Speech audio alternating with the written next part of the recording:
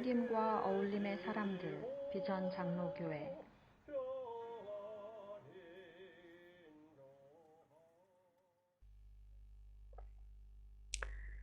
사랑하는 성도 여러분, 평안한 밤 보내셨습니까?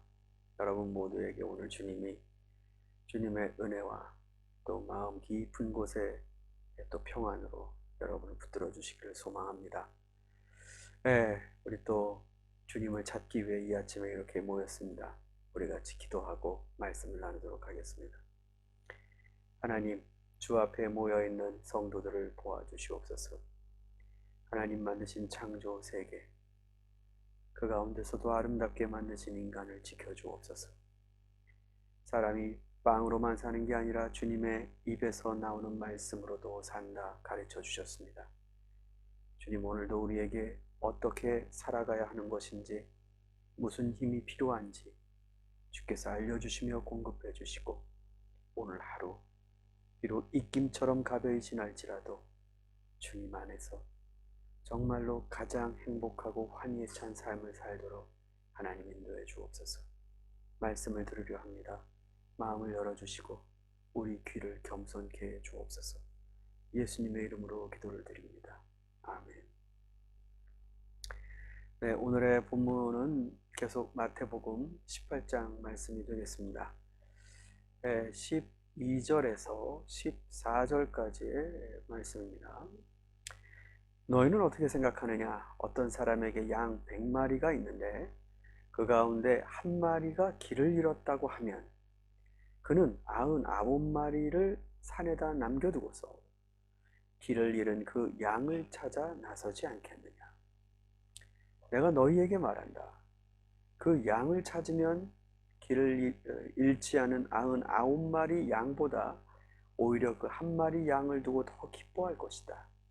이와 같이 이 작은 사람들 가운데서 하나라도 망하는 것은 하늘에 계신 너희 아버지의 뜻이 아니다.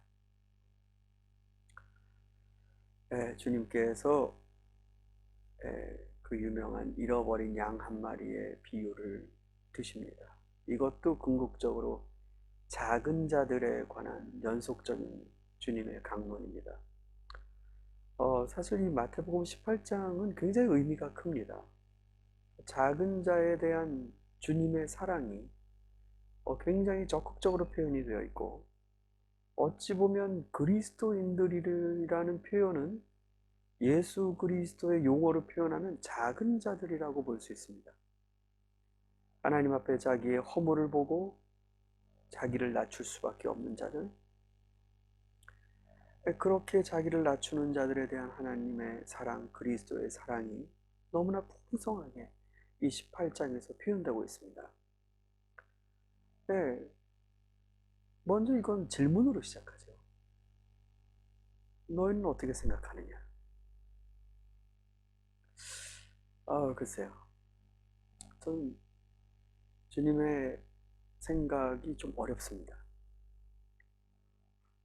99%면 다 된 거 아닙니까? 특히 요즘 같은 민주화 시대에 과반수만 넘어도 의사가 결정되고, 퍼센테이지에 있어서 뭐 채점을 할 때도 뭐 80% 이상이면은 디스팅션을 주고 뭐 이런 기준들이 있습니다.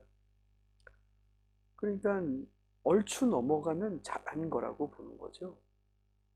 그래서 우리는 이 숫자의 이 전체성보다는 다수성의 그 진실을 자꾸만 부여하는 이런 문화 가운데 어쩌다 보니 살게 되었습니다.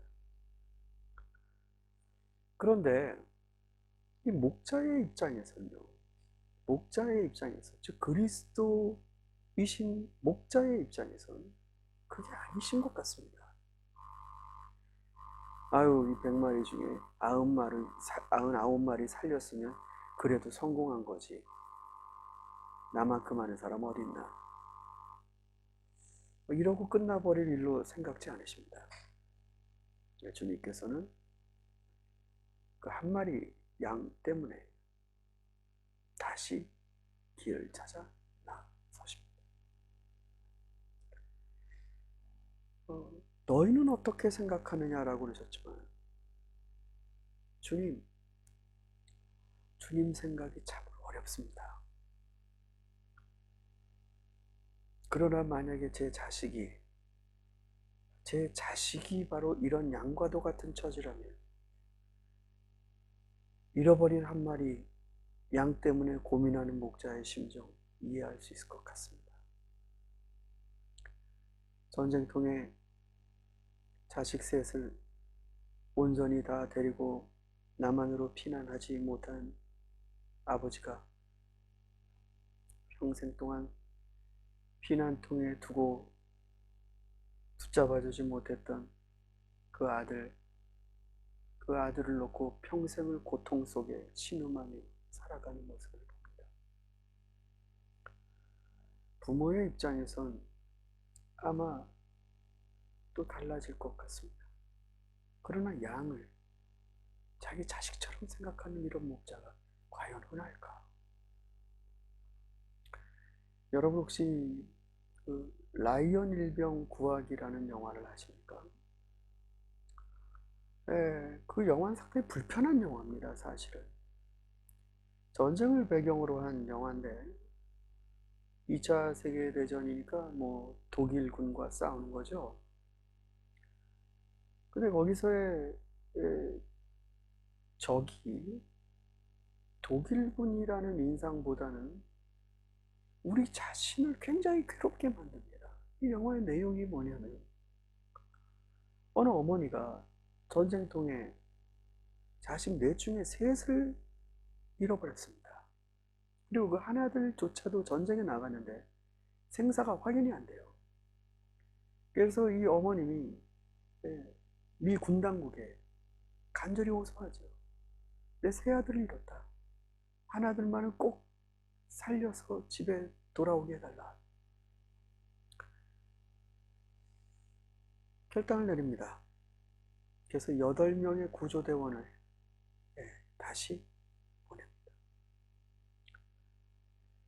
그 8명의 구조대원은 어머니가 없는가? 8명의 구조대원은 그 한 명의 생명보다 덜 값진가? 그 부대원을 이끌고 있는 밀러 대위라는 사람은 고등학교에서 영작문을 가리키는 선생님이었어요. 그리고 또 그 야구 코치이기도 하고 가을에는 축구를 했다 그러고 자기의 삶의 온전한 기억과 자기를 아끼고 사랑하는 사람이 그대로 있습니다. 그러나 라이언이라는 생전 얼굴도 보지 못한 일병, 가장 계급 중에서도 낮은 일병을 구하러 8명이 갑니다. 가는 내내 질문할 겁니다. 아니 영화 보는 사람뿐만 아니라 그 영화 전 세계에 대해서 질문하는 겁니다. 한 사람 구하기 위해 8명이 희생하는 게 맞는가? 여러분 어떻게 생각하십니까? 8명 목숨으로 한 명의 목숨을 건지는 것은 의미가 있습니까? 라이언 일병 발견할 때까지만 해도 2명이 죽습니다. 8명 중에. 그리고 마지막엔 밀러 대위가 죽어요.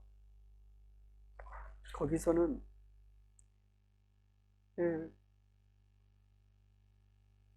마지막 밀러 대위의 죽기 전에 한 말이 아마 이 질문의 답변이 되지 않을까 생각합니다. 이렇게 말합니다. 제임스, 헛되이 살지 마. 잘 살아야 돼. 우리 목까지. 성도 여러분, 8명의 희생은 정말 뭘 의미하는 거겠습니까? 수학적으로 8입니까? 그냥 8? 이건 수학적이지 않습니다. 이 8명은 한 명의 목숨이 귀하다라는 것을 지키기 위해 자기의 목숨을 희생했습니다. 물리적인 목숨 하나가 아니라 이들은 그 숭고한 인간의 가치를 지키는 데 자신의 목숨을 썼습니다. 그리고 그렇게 살아남은 자에게 헛되이 살지 마라. 잘 살아야 된다. 우리 목까지.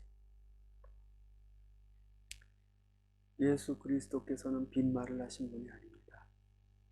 한 마리의 양을 구하러 다시 가시며 그를 찾을 때 얼마나 기뻐하겠느냐 라고 하셨지만 주님은 자신의 목숨을 잃으셨습니다. 여러분, 예수님의 목숨값입니다. 사순절에 우리가 귀한 말씀을 만나는데 밀러 대위가 마지막 라이언에게 하는 말, 헛되이 살지 마라. 잘 살아야 된다. 우리 목까지. 이것이 고스란히 그리스도의 말씀처럼 들립니다. 너희들의 인생을 허망한 데 쓰지 마라. 잘 살아야 된다. 나의 목까지. 이른 양 한 마리를 찾기 위해 자신의 목숨을 잃으신 주님이 우리 모두에게 하시는 말씀입니다. 이 아침에 우리의 이 생명이 얼마나 소중하고 귀한지, 또 타인의 생명이 얼마나 귀중한지 우리 값지게 살아가며 또 내 자신을 아끼고 타인을 아끼가며 오늘 하루도 이 라이언 일병 구하기 같은 주님의 구속의 발걸음을 따라가는 성도가 되기를 소망합니다. 기도하겠습니다. 하나님 감사합니다. 주여 붙들어 주십시오. 하나님의 귀한 백성들을 얼마나 귀한 생명을 가진 자들인지 가르쳐 주시고 헛되이 살지 않게 해 주옵소서. 어떻게 해서 다시 나를 살리기 위해 희생하신 목숨인데 주님, 우리가 막 살 수 있겠습니까? 타인의 생명을 함부로 하지 말게 해 주옵소서. 예수 그리스도를 쫓는 제자라면 우리도 우리들의 생명을, 타인의 생명이 얼마나 귀한 것인지 알려주는 데 쓸 수 있는 사람들 되게 하여 주옵소서. 병약한 교우들을 기억하여 주십시오. 병고를 치르고 있는 이 바이러스의 희생자들을 주님 돌보아 주십시오.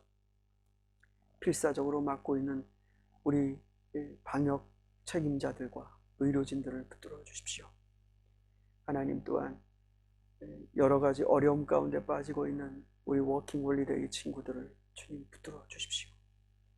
주님, 생명 하나하나가 소중한데 우리들의 마음이 하나님 99마리면 됐지 뭐 하면서 지나가 버리지 않도록 한 명을 살리러 오시는 그리스도의 발걸음을 보게 하여 주옵소서. 종들이 뭘 해야 될지, 종들이 또 어떻게 나눌 수 있을지 주님의 지혜와 천사들의 힘을 공급해 주옵소서. 예수님의 이름으로 기도를 드립니다. 아멘. 사랑하는 성도 여러분, 우리는 굉장히 존귀한 사람들입니다. 오늘도 우리 함부로 살지 않도록 노력합시다.